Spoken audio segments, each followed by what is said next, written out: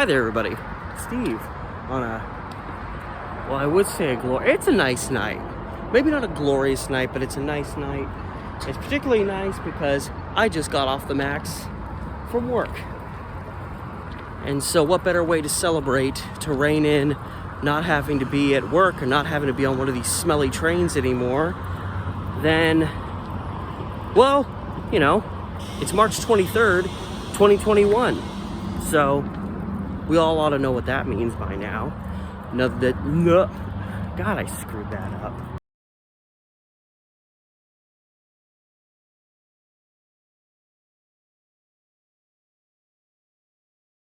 It's another day, another video. But before we get to that, remember as always to like, share, subscribe, hit up my Patreon. The link is in the description below. I'm always posting new stuff there to give you bang for your buck, and it also helps me out a whole lot too. The link's in the description below, along with the links to my Instagram and Facebook pages closely related to the content that I'm producing for this channel.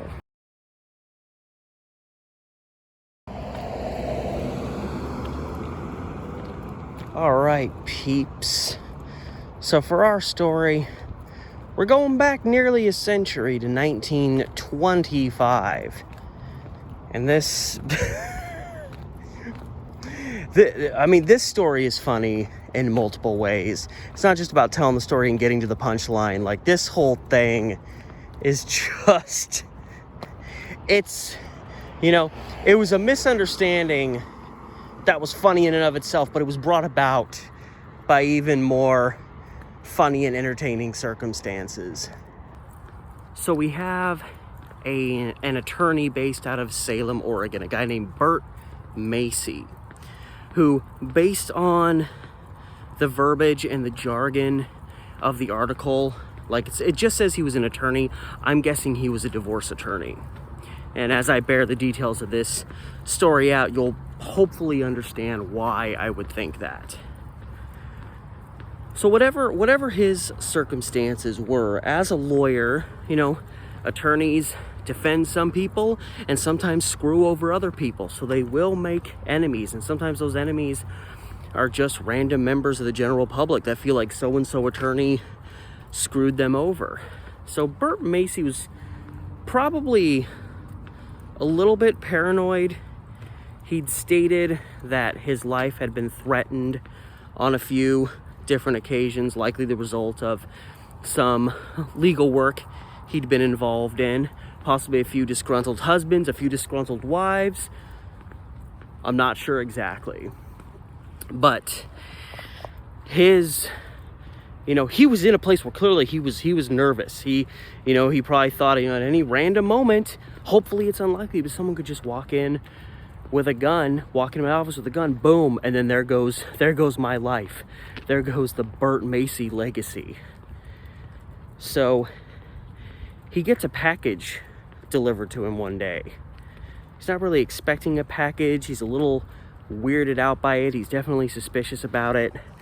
And so he reports it because he's scared that this could be like a bomb. That's what he honestly thought it was. He thought someone had sent him a bomb in the form of a package, a gift maybe.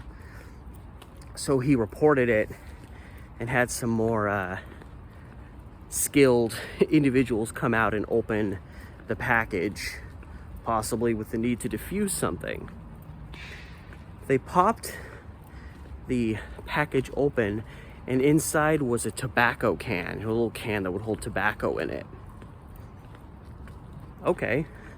They take the top off of the tobacco can, and inside are a set of false teeth, dentures, as it were. So this lawyer got sent a package with a tobacco can with a set of false teeth in them. So, not a bomb, but why that? Why did he get a package of false teeth? And he's staring at it, scratching his head like, what the hell is going on? What? And then he remembers. He had, again, this is why I think he was probably a divorce attorney, was he had handled a case wherein a particular woman had hit the road, split, bailed on her husband.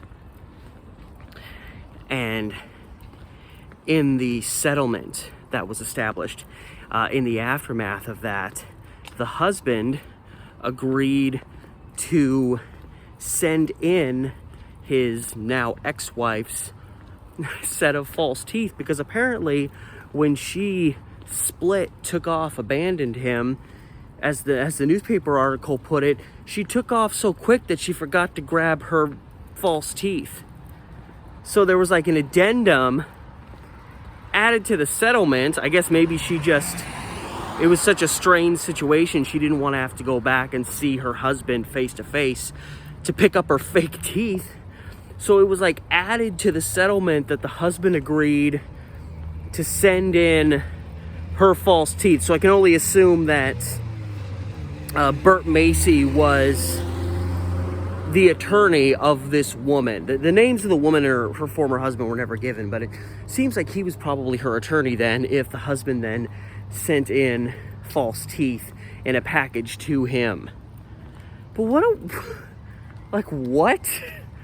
a just ridiculous story that this guy gets. First of all, just the fact that false teeth would be such a key issue in a separation, in a divorce settlement, in and of itself is an interesting and very bizarre concept. But then you go beyond that to the fact that when this item first showed up, the attorney thought it was a bomb. That was how it was stipulated in the article. He thought someone had sent him a bomb. So how do you see a story like that in your local newspaper, or at least an old local newspaper, and not immediately think that's a story worth telling? Especially in the context of the stories I like to tell. I saw just the title of the thing, and it was a short article. It didn't take long to get the meat of the whole thing. It's like, we got this. Bomb turns out to be a tobacco can with some ladies' dentures in it. Like, how do you beat a story like that? You can't write that. If I had to sit down and come up with a bizarre story, I wouldn't have thought of that. Attorney thinks he gets a bomb, but it's really one of his client's dentures from a divorce settlement. Come on. I wouldn't come up with that, and neither would you. So I had to bring it to you today. How could I not, on this glorious March 23rd? So that's the story for today, and I hope you enjoyed my retelling of it. It's just some of the most just ridiculous things happen in the world, and they appear in print one day and they're forgotten the next.